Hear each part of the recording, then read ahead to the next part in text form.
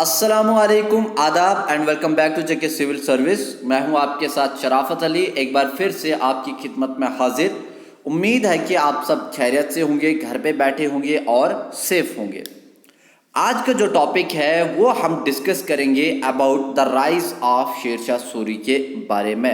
इससे पहले कि अगर हम बात करें पिछले लेक्चर की, तो उसमें आपको याद होगा हमने डिस्कस किया था अबाउट मुगल एम्पायर को हमने स्टार्ट किया था, जिसमें हमने बाबर को डिस्कस किया था और बाबर के अलावा हमने डिस्कस किया था हुमायूं के बारे में।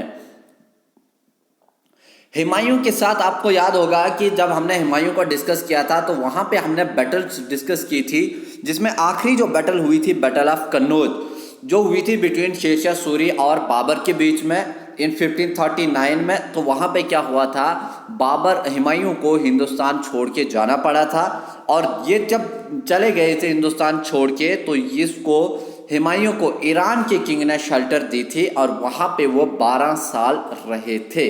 तो ये उसके बाद क्या होता है, शेरशाह सूरी की डेथ हो जाती है। उसके बेटे की जब डेथ हो जाती है तो हुमायूं एक बार फिर से हिंदुस्तान का बादशाह बनता है। आज हम क्या क्या डिस्कस करेंगे वो मैं आपको थोड़ा सा पहले बता दूं। एक हम करेंगे शेरशाह सूरी के बारे में डिस्कस करेंगे, उसकी एडमिनिस्ट्रेशन, उसका जस्टिस, उसके अलावा ट्रांसपोर्ट एंड कम्युनिकेशन, इसके अलावा art and culture, art and architecture. इसके बाद फिर से हुमायूं बादशाह आया था, तो हुमायूं के बारे में हम डिस्कस करेंगे और उसके बाद हम डिस्कस करेंगे the great Mughal emperor that is Akbar. Akbar के बारे में, अकबर की political history, second battle of Panipat, उसका मिलिट्री आर्किटेक्चर, ठीक है, उसकी कॉन्कास्ट वगैरह, बैटल्स, ठीक है, जो भी है अकबर का, वो सारा का सारा आज हम इस लेक्चर में डिस्कस करेंगे और अकबर तक आज हम जानेंगे। तो आइए शुरू करते हैं, जानते हैं अबाउट शेरशाह सूरी के बारे में। सबसे पहले अगर बात की जाए तो हुमायूं ने हिंदुस्तान जब छोड़ा था, ठीक है, तो उन्होंने कब छोड़ा था, इन 1543 में। आपको याद रखना है दिल्ली से वो निकल गए थे 1540 में, जब बैटल ऑफ कन्नौज हुई थी उसके बाद ही निकल गए थे। और 1542 में क्या हुआ था, अकबर पैदा हुआ था कहाँ पे, इन्होंने शेल्टर ली थी कहाँ पे, सिंध में, ठीक है, राजा ऑफ अमरकोट जयचंद्र के पास, ठीक है। तो वहां से भी भाग निकले थे कब, 1543 में, और कहाँ चले गए थे, ईरान के बादशाह ने उनको शेल्टर दी थी और वहीं पे वो कितने साल रहे, फॉर 12 ईयर्स तक रहे। इसके बाद जब वो यहाँ से चले जाते हैं तो हिंदुस्तान में बादशाह डिक्लेयर कौन होता है, वो होता है आपका शेरशाह सूरी। शेरशाह सूरी जब हिंदुस्तान का बादशाह, दिल्ली का बादशाह अपने आप को डिक्लेयर कर देता है, तो यहाँ पे न्यू एम्पायर एस्टेब्लिश होती है, दैट इज सूर एम्पायर। याद रखना, मुगल एम्पायर में बाबर के बाद हुमायूं और हुमायूं के बाद कौन सी एम्पायर एस्टेब्लिश होती है, दैट इज सूर एम्पायर। और सूर एम्पायर के फाउंडर कौन होते हैं, वो होते हैं आपके पास शेरशाह सूरी। शेरशाह सूरी का आपको याद रखना है ये अफगान रूलर था। इसके अलावा इसने क्या किया, दिल्ली को अपनी कैपिटल बनाई थी, ठीक है, India with is capital eight Delhi. और अगर शेरशाह सूरी की बात करें, इसने रूल किया था हिंदुस्तान के ऊपर फ्रॉम 1540 से लेकर 45 तक, सिर्फ और सिर्फ 5 साल ये रूल कर पाया था, ज़्यादा देर इसने रूल नहीं किया, तो इसके बारे में इतना ज़्यादा कंट्रीब्यूशन नहीं है, ठीक है। शेरशाह सूरी की बात करें हम तो इसका असल नाम क्या है, इसका असल नाम है फरीद, और इसने अपना कैरियर स्टार्ट किया था एज जमींदार से, ठीक है। अगर हम सोर्सेज की बात करें, जैसे हमने बाबर के बारे में पढ़ा कि बाबर के बारे में जानने के लिए हमारे पास क्या सोर्स है, तो आपको पता होगा कि हमने उसमें डिस्कस किया था तुज़ूके बाबरी, जो बुक है, जो ऑटोबायोग्राफी है, जो खुद बाबर ने लिखी है और तुर्किश लैंग्वेज में लिखी है। बाद में उसका ट्रांसलेशन किया गया था इनटू पर्शियन लैंग्वेज में, इंग्लिश लैंग्वेज में हेनरी बेवरिज वगैरह ने किया था। इसके अलावा हमने हुमायूं को भी डिस्कस किया, तो हुमायूं में भी हमने पढ़ा था हुमायूं के बारे में जानने का सोर्स, तो उसमें भी हमने बुक पढ़ी थी, उनका सोर्स क्या है, हुमायूं नामा, जो किसने लिखी थी, उनकी सिस्टर गुलबदन बेगम ने। वैसे ही शेरशाह सूरी के बारे में जो सोर्स है हमारे पास, जो बताता है अबाउट शेरशाह सूरी के बारे में, वो एक बुक है हमारे पास, तारीख ए शेर शाही, जो लिखी किसने, भाई अब्बास खान सरवानी ने लिखी। अब आपको शेरशाह सूरी के बारे में इतना याद नहीं रखना है, हुआ क्या था, इतना याद रखना कि 26 मई 1545 को क्या हुआ, उनकी डेथ हो गई। कैसे हुई, ठीक है, one of the Canon incident होता है जहां से उसकी डेथ हो जाती है। जब उनकी डेथ होती है तो हिंदुस्तान में दिल्ली का नया बादशाह बनता है उसका बेटा इस्लाम शाह सूर, ठीक है, जो इतने इंपॉर्टेंट नहीं है एग्जाम के लिए। और दूसरे बनते हैं सिकंदर सूर, जो रूल कर पाते हैं फ्रॉम 1553 से लेकर 1555 तक, और he was the last king of सूर एम्पायर इन दिल्ली। याद रखना है आपको, सूर एम्पायर का पहला किंग कौन है, वो है फरीद। फरीद असल नाम किसका है, शेरशाह सूरी का। शेरशाह सूरी कहा जाता है कि उसको टाइटल दिया गया था, क्यों दिया गया था, क्योंकि उसने एक जिंदा टाइगर को without any sword, without any weapon अपने हाथों से मारा था। That's why he was known as Sher Shah. और सूर क्या है, सूर वाज द एम्पायर जो उसने एस्टेब्लिश की थी। लास्ट किंग कौन रहते हैं, सिकंदर सूर। इसके बाद अगर इनकी एडमिनिस्ट्रेशन की हम बात करें तो इनकी एडमिनिस्ट्रेशन को चलाने के लिए इन्होंने अपनी पूरी की पूरी एंटायर एम्पायर को डिवाइड किया था इनटू 47 डिस्ट्रिक्ट्स में। और 47 जो आजकल के डिस्ट्रिक्ट्स होते हैं, डिस्ट्रिक्ट्स, तब उनको क्या कहा जाता था, उनको कहा जाता था सरकार। ये आपको याद रखना है। और जो डिस्ट्रिक्ट्स होते थे, सरकार होते थे, वो भी फर्दर डिवाइडेड होते थे किसमें, इन परगनाज में। और उनके हेड कौन होते थे, सिकंदर, ठीक है, ये आपको याद रखना है। इसके अलावा अगर हम जस्टिस की बात करें, लाइक आजकल के कोर्ट, तो सिविल केस जो होते थे, परगनाज वर हेडेड बाई, वो उनको हेड कौन होता था, उनका हेड होता था आमिल, AMIL, ठीक है, आपको यहाँ पे दिख नहीं रहा होगा, ठीक है। तो याद रखना, सिविल केस जो होते थे उनको हेयर कौन करता था, उनका हेड होता था, हेयर करने वाला होता था आमिल। और जो क्रिमिनल केसेस होते थे उनको कौन हेड करता था, उनका हेड हेयर कौन करता था, काजी, या उसे कहा जाता था मीर अदल, ठीक है, मीर ए अदल, ये आपको याद रखना है। काजी आप याद रखें, काजी विच मीन्स आल्सो होता है कंक्यूरर, लेकिन इस्लाम में होता था काजी हेड, जो क्रिमिनल केसेस को हेयर करता था। इसके अलावा शेरशाह सूरी की बात करें तो उसने इंट्रोड्यूस किया था पट्टा सिस्टम। याद रखना, पट्टा सिस्टम किसने इंट्रोड्यूस किया था, शेरशाह सूरी ने। और पट्टा सिस्टम क्या होता था, देखिए आजकल अगर आप देख रहे होंगे हमारे लैंड रेवेन्यू के रिकॉर्ड जितने भी होते हैं वो सारे के सारे किसके पास होते हैं, वो होते हैं आपके पटवारी के पास। पटवारी आपने देखा होगा, पटवारी के पास हमारे लैंड रिकॉर्ड्स होते हैं। और वैसे ही तब के लैंड रिकॉर्ड्स जो होते थे वो क्या होता, उसका क्या नाम दिया जाता था, उसको कहा जाता था पट्टा सिस्टम, जिसमें क्या होता था, एक तरह का ये डॉक्यूमेंट होता था, ये कंफर्म करता था ऑनरशिप ऑफ राइट्स, ठीक है, या ऑनरशिप ऑफ लैंड वगैरह के बारे में। आपको याद रखना है पट्टा सिस्टम किसने इंट्रोड्यूस किया था, तो किसने इंट्रोड्यूस किया था, भाई शेरशाह सूरी ने।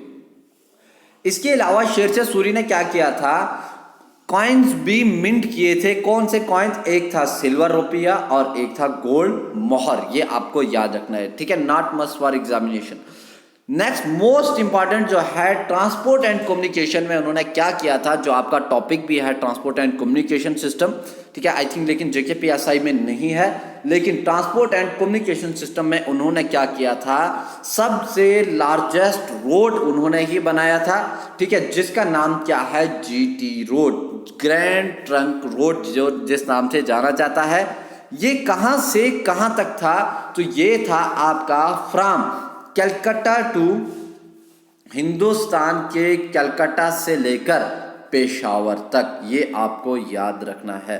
पेशावर कहाँ पे है, तो पेशावर है आजकल का पाकिस्तान में, सबसे इंपॉर्टेंट ये है। इसके अलावा और भी रोड जिन्होंने बनाए थे, road between Lahore and Multan जो आजकल पाकिस्तान में है, ये भी उन्होंने बनाया था। Road between Agra and Jodhpur जो इंडिया में है, ये भी इन्होंने बनाया था। और इसके अलावा road from Agra to Burhanpur in the Deccan, नीचे साउथ की तरफ के लिए जो इन्होंने रोड बनाया था, ये भी इन्होंने ही बनाया था। और मोस्ट इंपॉर्टेंट क्या है, इनकी खासियत क्या है, खूबसूरती क्या है इन रोड्स की, तो इन्होंने क्या किया था, हर 2 किलोमीटर के बाद इन्होंने यहाँ पे इन रोड के आसपास सराइज बिल्ड किए थे। सराइज बिल्ट, सराइज क्या होता था, लाइक आजकल के रेस्ट हाउसेस जो हाईवे पे होते हैं। तो ये इसकी खूबसूरती थी। और इन रोड की खूबसूरती क्या थी कि रोड के दाएं भी, लेफ्ट भी और राइट साइड में भी इन्होंने शेडी ट्रीज लगाए थे, ठीक है, इसलिए ये रोड जो है वो काफ़ी खूबसूरत माने जाते हैं। नेक्स्ट अगर बात की जाए आर्ट एंड आर्किटेक्चर की, तो आर्ट एंड आर्किटेक्चर में क्या किया था इन्होंने, ओल्ड फोर्ट इन दिल्ली जो है, जिसे पुराना किला के नाम से जाना जाता है, वो किसने बनवाया है, वो बनवाया है शेरशाह सूरी ने।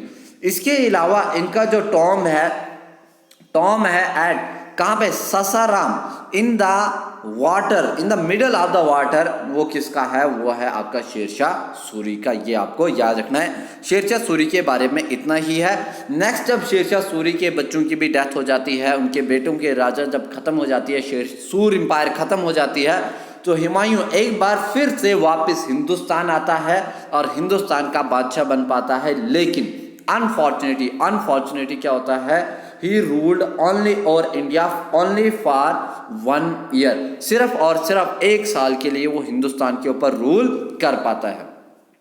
और हिंदुस्तान का बादशाह वो दोबारा से कैसे बनता है, तो उसका एक एबल ऑफिसर होता है जिसका नाम होता है बैरम खान, ठीक है। बैरम खान जो होता है वो क्या करता है, सूर डायनेस्टी का जो लास्ट किंग होता है, कि कौन होता है, सिकंदर सूर, ही was the last king of सूर एम्पायर या सूर डायनेस्टी। और ये होता कौन है, तो ये होता है शेरशाह सूरी का बेटा। इसको क्या करता है, इसको बैरम खान हरा देता है। और यहाँ से अगेन जब इसको हरा देता है, बैरम खान इसको हरा देता है, तो बैरम खान जो एबल मिलिट्री कमांडर और एबल ऑफिसर होता है हुमायूं का, वो इसको फिर से हुमायूं को बुलाता है हिंदुस्तान, और फिर से हुमायूं एक बार हिंदुस्तान का बादशाह बनता है। ही टुक ओवर कंट्रोल और आगरा एंड दिल्ली, कब होता है, इन 1556 में एक बार फिर से बादशाह बन जाता है। बट अनफॉर्चुनेटली क्या होता है, he died due to the incidental fall of the stairs,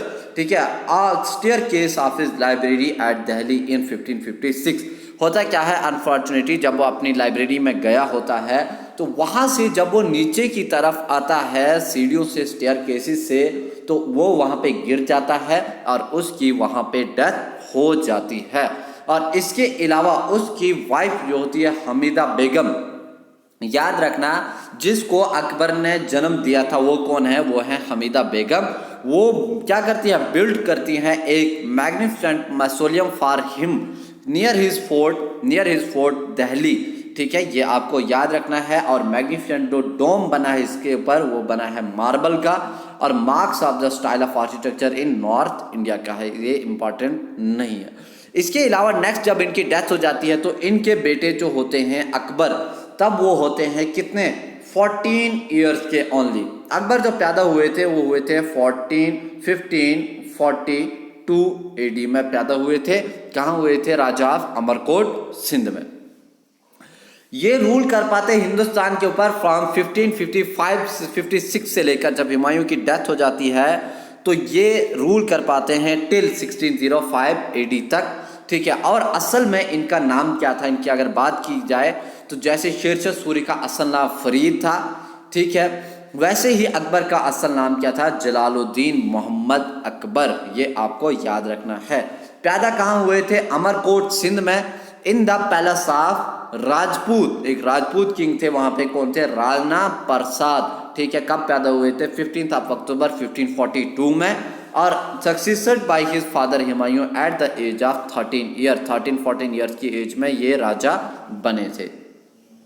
अगर इनकी पॉलिटिकल हिस्ट्री की बात की जाए तो बैरम खान जो था, ठीक है, जो हुमायूं का भी एक नोबल ऑफिसर था, तो ही was the tutor of Akbar, ठीक है। याद रखिए यहाँ पे जब अकबर 13 या 14 साल की उम्र में बादशाह बना था, तो आपको याद रखना है कि वो कोई भी ऑर्डर वगैरह नहीं दे सकता था, ठीक है। तो उसको एज अ ट्यूटर कौन बने थे बादशाह, वो बने थे बैरम खान, ठीक है। बैरम खान जब बादशाह बने तो बिकेन द वकील of his kingdom with the title, इनको टाइटल क्या दिया गया था, खान, ठीक है, याद रखना है। खान किसका टाइटल था, बैरम खान का। बैरम खान कौन था, बैरम खान हुमायूं का एक नोबल ऑफिसर था, ठीक है। और जब हुमायूं की डेथ हुई थी तो ही was the tutor of Akbar, Akbar का ट्यूटर बना था।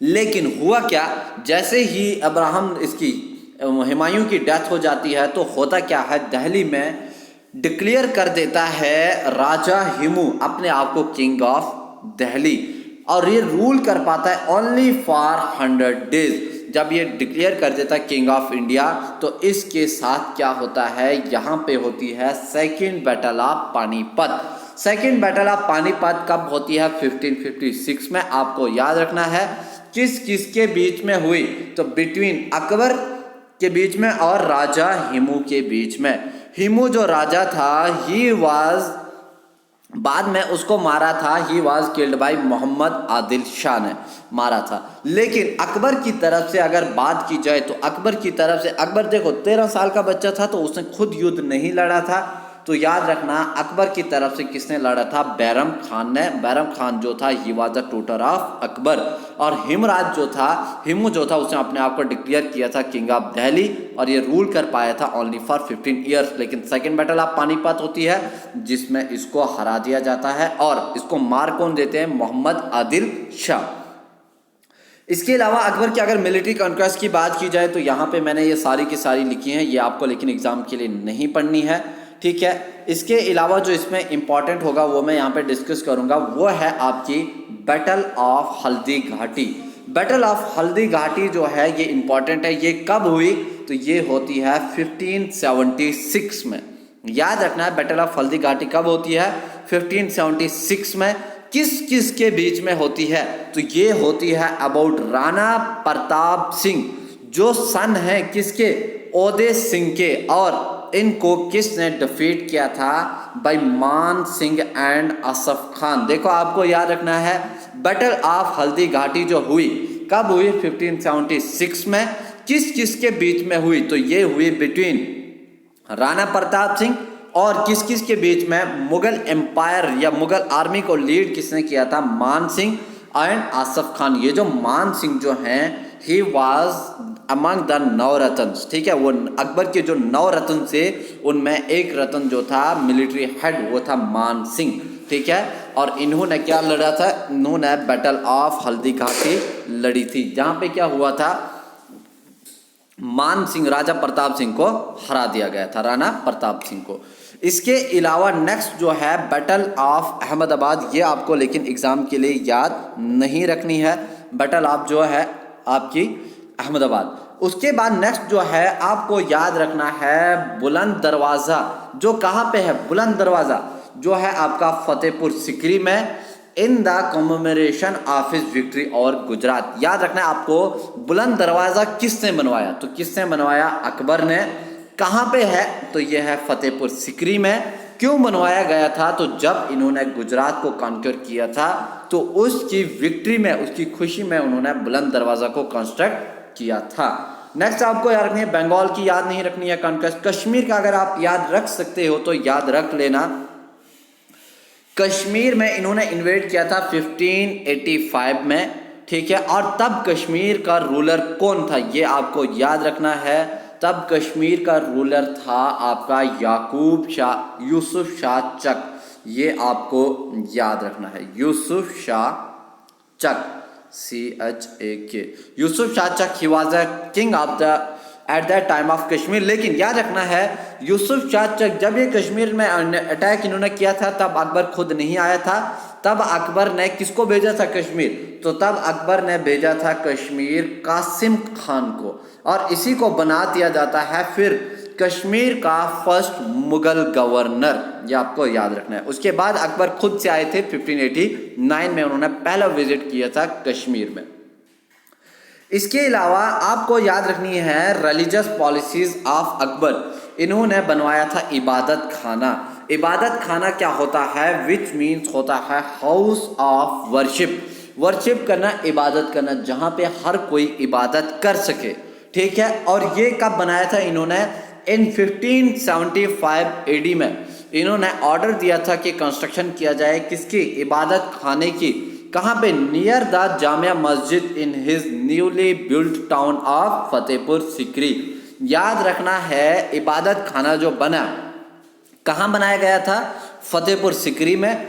कब बनाया गया? 1575 में। इसका एम क्या था कि टू रिलीजियस डिस्कस मैटर, इसमें क्या होगा, जितने भी रिलीजियस मैटर्स होंगे, ठीक है, वो डिस्कस होंगे यहाँ पे।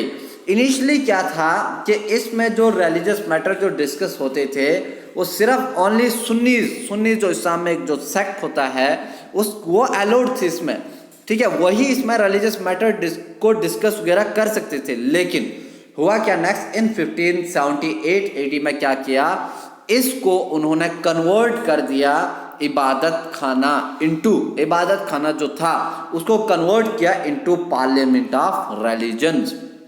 ये आपको याद रखना है। कब किया? 1578 में। किसको कन्वर्ट किया? इबादत खाने को कन्वर्ट किया। किस में कन्वर्ट किया? तो इनटू पार्लियामेंट ऑफ रिलीजन। और जब इन्होंने इसको कन्वर्ट किया तो पार्लियामेंट ऑफ रिलीजन में क्या हुआ, अब यहाँ पे इसमें हिंदूज के भी रिलीजन डिस्कशन होने लगी, मुस्लिम्स की भी होने लगी, ठीक है, क्रिश्चियंस की भी होने लगी, ठीक है, हर किसी रिलीजन्स के लोग यहाँ पे लाए गए और यहाँ पे रिलीजन डिस्कशन होने लगा। यहाँ पे लिखा है, मेंशन किया है, हिंदुइज्म, ज़ोरास्ट्रियन, क्रिश्चियनिटी, जैनिज्म वगैरह सारे के सारे यहाँ पे रिलीजन्स को डिस्कस किया जाने लगा। इसके बाद नेक्स्ट आपको याद रखना है महजरनामा। महजरनामा जो है 1579 में लिखा गया। किसने लिखा था? Written by Faizi. फैजी को आगे हम डिस्कस करेंगे। फैजी, अबुल फैजी कौन था? ही वाज द ब्रदर, ठीक है, he was the brother of Abul फजल।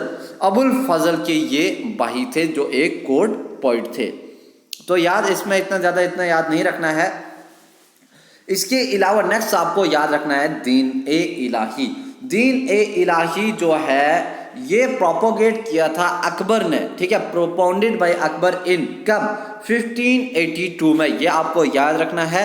और इसका जो बेसिक पर्पस फॉर्मेशन का, दीन ए इलाही का बेसिक पर्पस क्या है फॉर्मेशन का? वासुल ए कुल, और विच मीन्स क्या होता है? यूनिवर्सल हार्मोनी, लोगों को यूनिवर्सल ब्रदरहुड पैदा करना लोगों के बीच में, ठीक है। तो वो किसका एम था? वो था दीन ए इलाही का। कब प्रोपाउंड किया अकबर ने? तो 1582 में।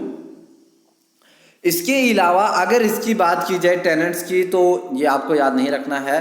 अल्लाहु अकबर एंड जल्ले जलालुहु, इसने वो नारा दिया था, इनिशिएट किया था, एक्सपोर्ट ग्रेटिंग वगैरह। तौहीद इलाही भी इसने निकाला था। ये आपको याद रखना है। Had 4 grades of devotion in the ascending order. Sacrifice of property करनी होगी, लाइफ करना होगा आपको, ऑनर एंड रिलीजन, लेकिन ये आपको याद नहीं रखनी है। इसके अलावा आपको याद रखना है बीरबल, अबुल फजल एंड फैजी। बीरबल जो था एंड अबुल फजल जो था, अबुल फजल और फैजी ये तो दो कोर्ट पोइट्स थे, और बीरबल जो था वो अकबर का चीफ एडवाइजर था। इन्होंने क्या किया था? इन्होंने इसको ज्वाइन किया था तौहीद इलाही को। ये आपको याद रखना है, तौहीद इलाही को इन्होंने ज्वाइन किया था। और इसके अलावा आपको याद रखना है that only trying to attend the status of इंसान कामिल। इंसान कामिल क्या होता है? विच मीन्स होता है कंप्लीट मैन, ठीक है। इसके अलावा आपको याद रखनी है इसकी लिबरल रिफॉर्म जो अकबर ने लाई थी वो मोस्ट इंपॉर्टेंट है। इन्होंने क्या किया था? फोर्सफुली कन्वर्जन वर बैंड। देखो, अगर कोई वार लड़ी गई तो क्या होता था, उस वार से जो सोल्जर्स वगैरह कैप्चर किए जाते थे तो उनको ज़बरदस्ती क्या किया जाता था? कन्वर्ट किया जाता था इनटू इस्लाम में।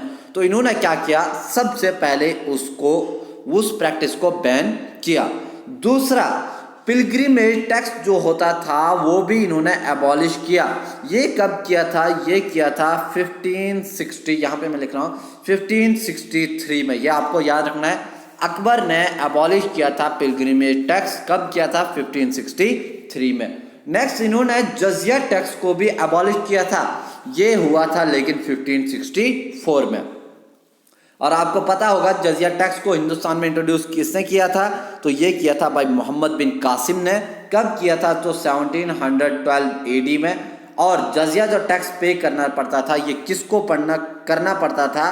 तो ये करना पड़ता था नॉन मुस्लिम्स को, विच मीन्स हिंदूज को ये टैक्स पे करना पड़ता था। इसके अलावा इन्होंने और क्या किया? बहुत सारे टेम्पल्स को भी कंस्ट्रक्ट किया। और इसके अलावा इन्होंने जो काउ स्लॉटरिंग वगैरह होती थी उसको भी बैन किया। ऑन सर्टन डेज, कुछ डेज के लिए। जैसे हिंदुइज्म में बुधवार जो फ्राइडे जो क्या कहते हैं उसको, सॉरी, जो ट्यूसडे होता है, इसके अलावा जो थर्सडे होता है, ये हिंदुइज्म में शुभ डे माना जाता है। तो इस दिन के लिए इन्होंने क्या किया था, काउ स्लॉटरिंग वगैरह जो होती थी, एनिमल सेक्रीफाइस जो होता था, उसको बैन किया था। इसके अलावा इन्होंने चाइल्ड मैरिज का भी प्रोहिबिटेड किया था कि जो 12 साल से नीचे होगा उसकी चाइल्ड मैरिज, उसकी मैरिज नहीं हो मानी जाएगी और उसको माना जाएगा चाइल्ड मैरिज। और इन्होंने क्या किया था, अलाउड सेकंड मैरिज, दूसरी शादी करने की भी इजाजत दी थी, लेकिन only in some exceptional circumstances पे। ये आपको याद रखना है। इसके अलावा नेक्स्ट जो आपको याद रखना है मोस्ट इंपॉर्टेंट, वो क्या है, अकबर के 9 रत्न, जिनको कहा जाता है 9 ज्वेल्स या 9 रत्न ऑफ अकबर कोर्ट, जो अकबर के कोर्ट में रहते हैं। सबसे पहले अगर बात की जाए तो अब्दुल रहीम जो था, ठीक है, वो थे अकबर के 9 रत्न और उनको टाइटल मिला था क्या, खाने खान, भाई अकबर ने उनको टाइटल दिया था। और इन्होंने 2 बुक्स लिखी थी, road 2 books about on astrology के ऊपर, जिसमें एक है कहता कोतुकामा एंड दवाशीर योवा वाली, ये आपको याद रखना है, ठीक है। इसके अलावा ये ही एक ऐसे राइटर थे अकबर के कोर्ट में जो हिंदी स्कॉलर थे, ये आपको याद रखना है। और इन्होंने ही बाबरनामा को ट्रांसलेट किया था इनटू पर्शियन में, ये आपको याद रखना है, जो हमने पहले डिस्कस किया था। तो वहां पे आपने देखा होगा कि बाबरनामा को हमने पढ़ा था कि बाबरनामा को ट्रांसलेट किया था इनटू पर्शियन में, वो किसने किया था, अब्दुल रहीम ने, अब्दुल रहीम खान, वहां पे मैंने आपको बताया था।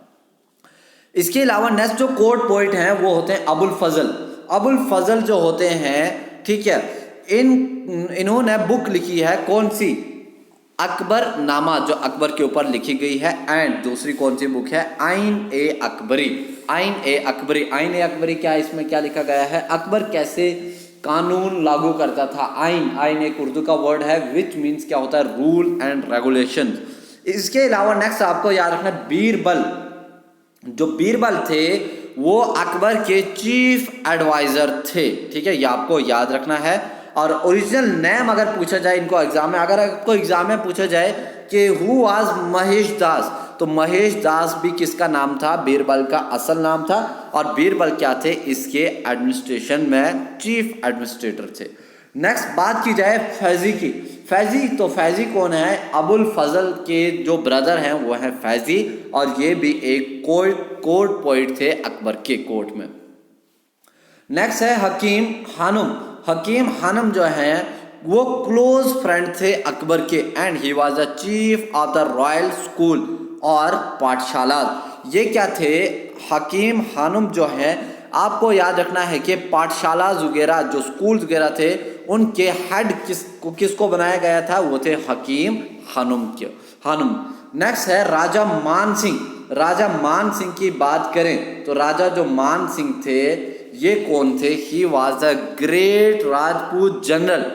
और ये कौन थे, he was the military commander of Akbar के मिलिट्री कमांडर कौन थे, राजा मान सिंह। और इन्होंने बैटल ऑफ हल्दी घाटी लड़ी थी, जिसमें किसको इन्होंने हरा दिया था, महाराणा प्रताप सिंह को इन्होंने हरा दिया था। इसके अलावा नेक्स्ट है मुल्ला दो प्याज जो है, ये भी अकबर के 9 रत्न में से एक रत्न होते हैं। और ये क्या थे, ये अकबर के रिलीजियस एडवाइजर थे। मुल्ला दो प्याज जो है वो क्या थे, अकबर के रिलीजियस एडवाइजर थे, ये आपको याद रखना है। और जो तानसेन जो थे वो थे अकबर के संगीतकार, कोर्ट म्यूजिशियन थे, ठीक है, म्यूजिक वगैरह के साथ रिलेटेड थे। और मोस्ट इंपॉर्टेंट है आखिर में आपका राजा टोडरमल। जो टोडरमल था वो क्या था, वो था अकबर का रेवेन्यू ऑफिसर, ये आपको याद रखना है। राजा टोडरमल कौन था, ये हुमायूं के जब बादशाह था तब भी इनसे रेवेन्यू सेटलमेंट किया था। और कश्मीर में भी J&K हमारे जो कश्मीर है इसमें भी रेवेन्यू सेटलमेंट, जब अकबर कश्मीर आया था तो राजा टोडरमल ने ही रेवेन्यू सेटलमेंट किया था कश्मीर में। इसके अलावा ये जो राजा टोडरमल है ये शेरशाह सूरी के टाइम पे भी रहा था और इसने इंट्रोड्यूस किया था देहसाला सिस्टम। देहसाला सिस्टम, देहसाला क्या होता है? दह विच मीन्स होता है 10, साल विच मीन्स क्या होता है 10 ईयर्स के लिए इसने लैंड रेवेन्यू को फिक्स किया था। तो ये रहा अबाउट ऑल अबाउट अकबर के बारे में और उम्मीद है कि आपको ये सारा समझ आया होगा। इसके अलावा जो ये PDF है ये आपको टेलीग्राम चैनल के ऊपर मिल जाएगी और इसके अलावा भी अगर आपको कोई डाउट है, वैसे मैंने यहाँ पे जो मेन इंपॉर्टेंट पॉइंट्स हैं वो सारे के सारे डिस्कस कर दिए हैं और आपको समझ आया होगा। अगर आपको कोई डाउट वगैरह है तो आप हमें वो नीचे कमेंट सेक्शन में बता सकते हैं।